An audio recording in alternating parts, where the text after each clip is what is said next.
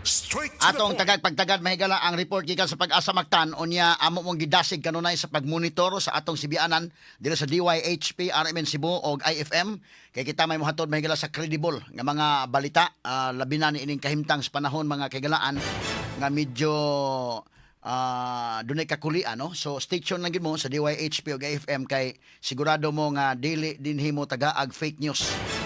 Dinhi mo maka kita og makabati sa mga tinuod nga mga balita, confirm mga higala nga mga balita.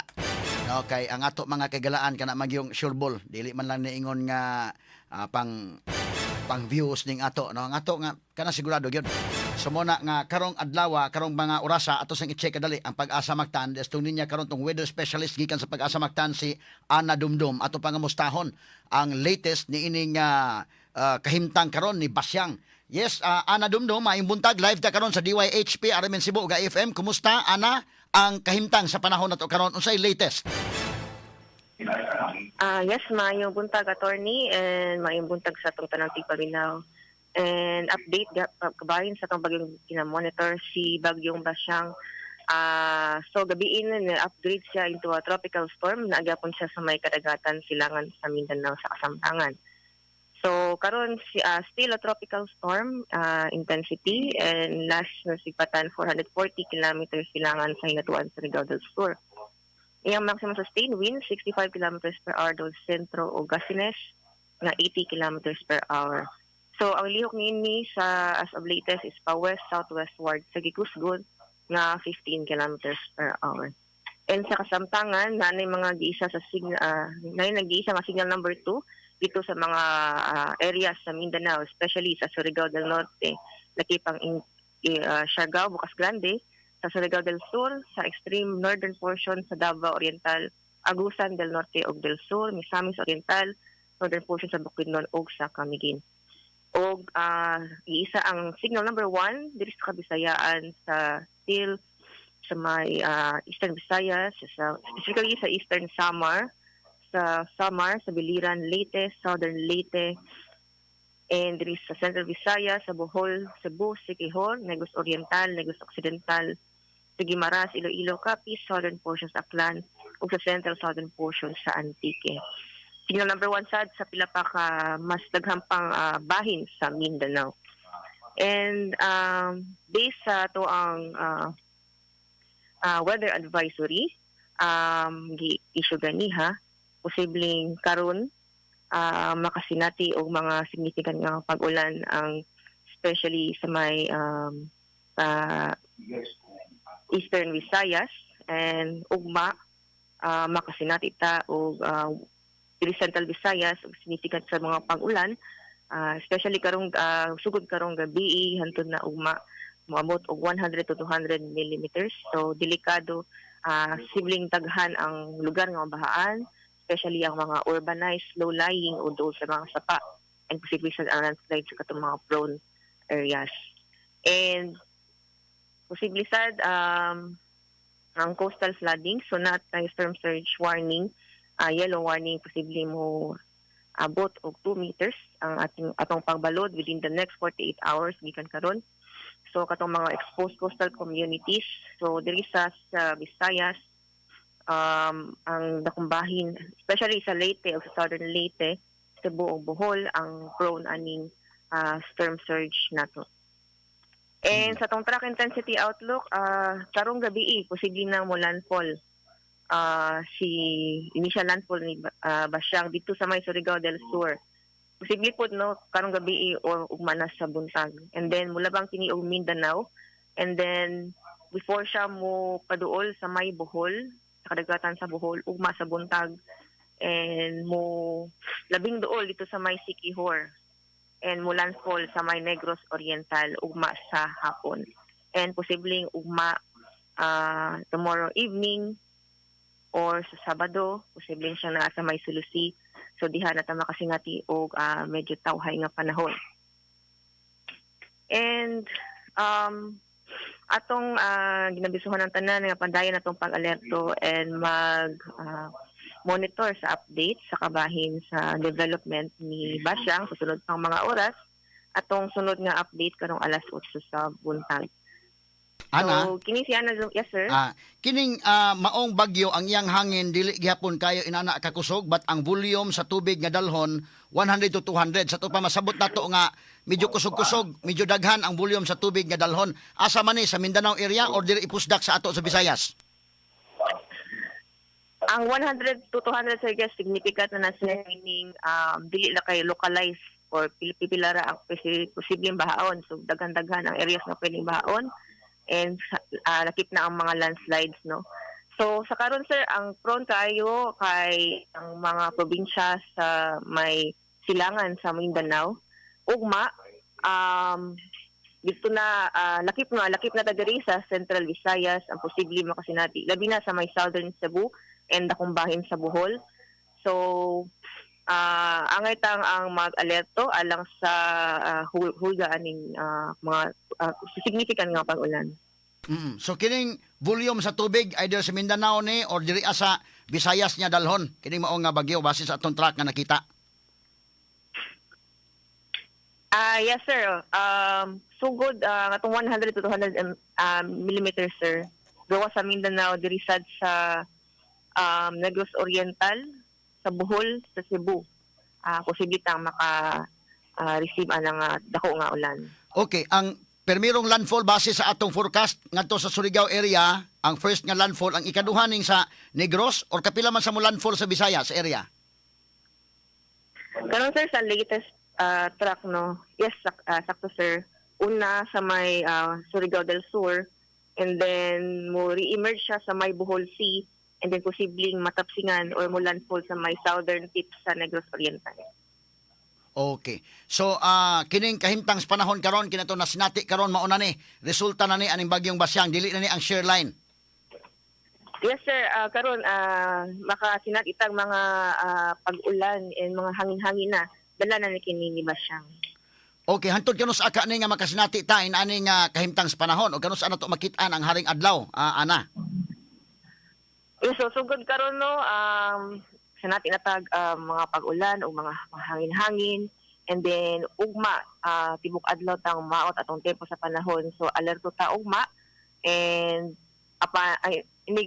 Sabado expect na nato nga kini si Basyang no based sa atong track sibling naa na siya sa may sa pambahin sa Western Visayas or doon sa Palawan. So expect medyo mo lurang-lurang na ang atong tempo sa panahon mo okay na.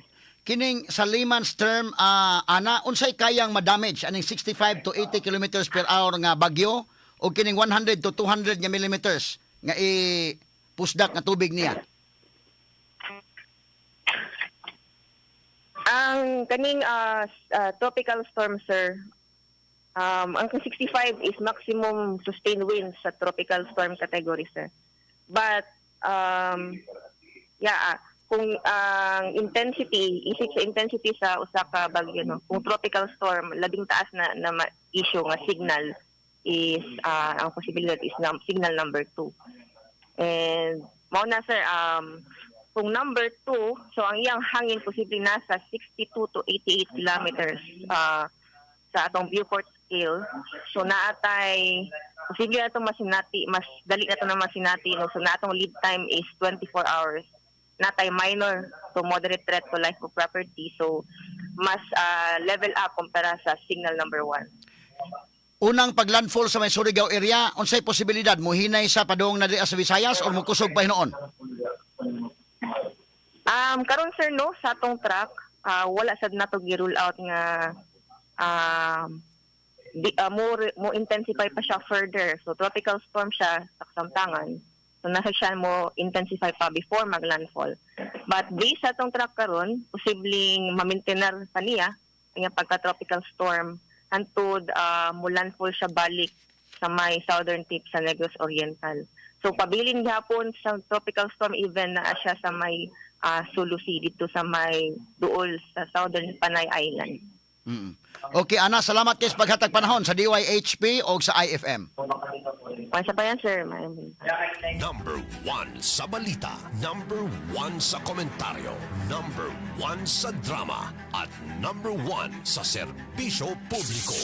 DYHP RMN Cebu, the official overall number 1. Number one.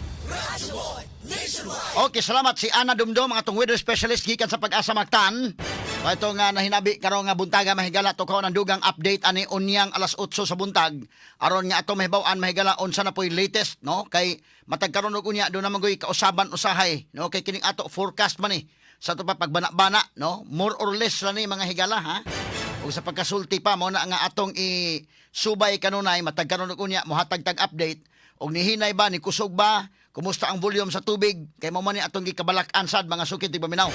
So muna nga ang akong mga pahimangno nagka-post na ko sa atong Facebook page karon nga kining mga lugar, no, diin labi na mga daplin sa kasapaan, pahimangno nato kay daghang mga listeners diri sa may Haklupan area kamong naa sa may Mananga River in town, no, ato mga kaigsunan dinha. Amping tanga kanunay magbinantayon ta kanunay kung mahimo mo bakwita labi na og mo gabi na sa Mananga River, sa Butuanon River, Kutkut River di sa Liloan og ang uban nga mga lugar nga dunay mga kasapaan mo inahinay ta og bakwit, no, kay maglikay lang kita simbako lang gyud simbako paspas magitong tino ato gitong himuon nga lesson mga higala pero ting paspasa kay tubig, no. So monitor lang mo kanunay sa atong sibianan DYHP o sa IFM kay mohatag ta sa mga reports gikan sa Pag-asa ang official updates mga sukit ti paminaw. Unya andaman ninyo daan, ha. Ayaw mo pag panic buying pero pag andam na mo mga pagkaon ang tubig importante kaayo, no. Unya ang flashlights andaman nyo daan, ang mga batteries kana inyo mga cellphones kinalan nga fully charged na.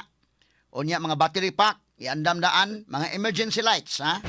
Iandam daan kay alisod kayo og katong ato mga kaigsunan sa daman lang daan ninyong hagdanan kay manibako lang ta og simbako pareha tong tino. Yagi talaga katawa ni Megala, andaman lang dang hagdanan para may medyo daling inigsa ka sa atop.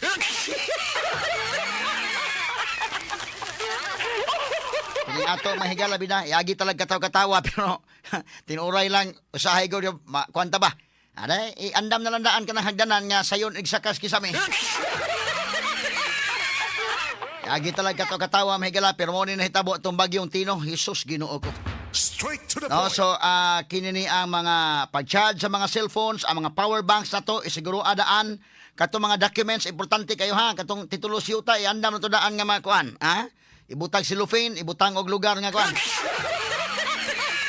Kaya ibutang sa ground floor kay manimbako ta. Jesus, Ginoo ko, mga tax declaration o mga titulo siyuta o uban pang mga kuan. Ibutang na daag mga waterproof nga mga containers, ha. Unya kanang tanawa daan kung mo evacuate mas maayo maka-evacuate daan kung dili gani pag susidaan asa dapit mo agi asa mo evacuate. Unya ang mga pagkaon ninyo daan din, ha, mga pagkaon importante kayo kung mahimo dunay mga paan baka nga kuan or kanang mga biscuits taken. Kanang mga tabangon lang or kanang bisag kuan lang, no, nga sima-sima ba. At least maka-survive ta manimbako ba lang ta. Ang ako ba lang katong bagyong Tino may kung gibasihan ba.